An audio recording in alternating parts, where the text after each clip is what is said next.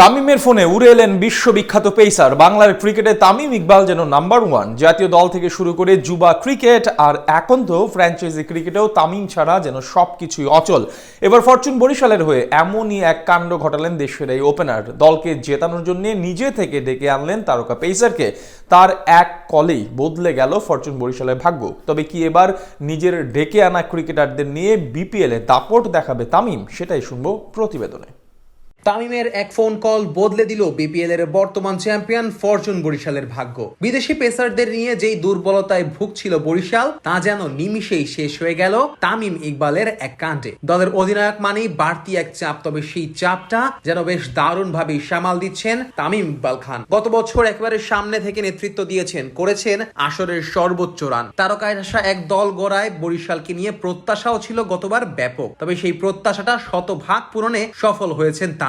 দলকে নিয়ে গেছেন ফাইনালে, জিতিয়েছেন নিজেদের ইতিহাসের প্রথম শিরোপা। এবারও বিপিএল এর 11তম আসরকে সামনে রেখে তারকায় ঠাসা এক দল বানিয়েছে তামিম ইকবালের বরিশাল। ড্রাফটের মঞ্চে তামিমের বুদ্ধিদীপ্ত সিদ্ধান্তে সব রথী মহারথীরা চলে এসেছে বরিশাল দলে। মাঠে নামার আগেই মানসিক লড়াইয়ে বাকি দলগুলো থেকে যোজন যোজন দূরত্বে এগিয়ে গেছে বরিশাল। তবে কিছুটা কমতি ছিল তাদের বিদেশি পেস বোলিং ডিপার্টমেন্টে। গত বছর কাইল মায়ার্স বরিশালের ত্রাতা হয়ে আসলেও এবার অবশ্য খুব বেশি সময় দলের হয়ে থাকতে পারবেন না মায়ার্স। তাই এবার পেসারদের ব্যাপারে কিছুটা দুর্বলতা ছিল বরিশালে। যদিও সেই দুর্বলতা দূর করার দায়িত্বটা একাই নিজের হাতে তুলে নিয়েছেন Tamim. Bangladesh premier league BPL এর বর্তমান চ্যাম্পিয়ন ফরচুন বরিশালের হয়ে খেলতে আসছেন পাকিস্তানের তারকা পেসার শাহিন শাহ আফ্রিদি। ব্যাপারটা নিশ্চিত করা হয়েছে দলের পক্ষ থেকে। এবার জানা গেল আরো এক দারুণ তথ্য। দলটির কর্ণধার মিজানুর রহমান জানিয়েছেন, দলের অধিনায়ক তামিম ইকবালের ফোনেই নাকি বিপিএল এ বরিশালের হয়ে খেলতে রাজি হয়েছেন শাহিন শাহ আফ্রিদি। মিজানুর বলেন,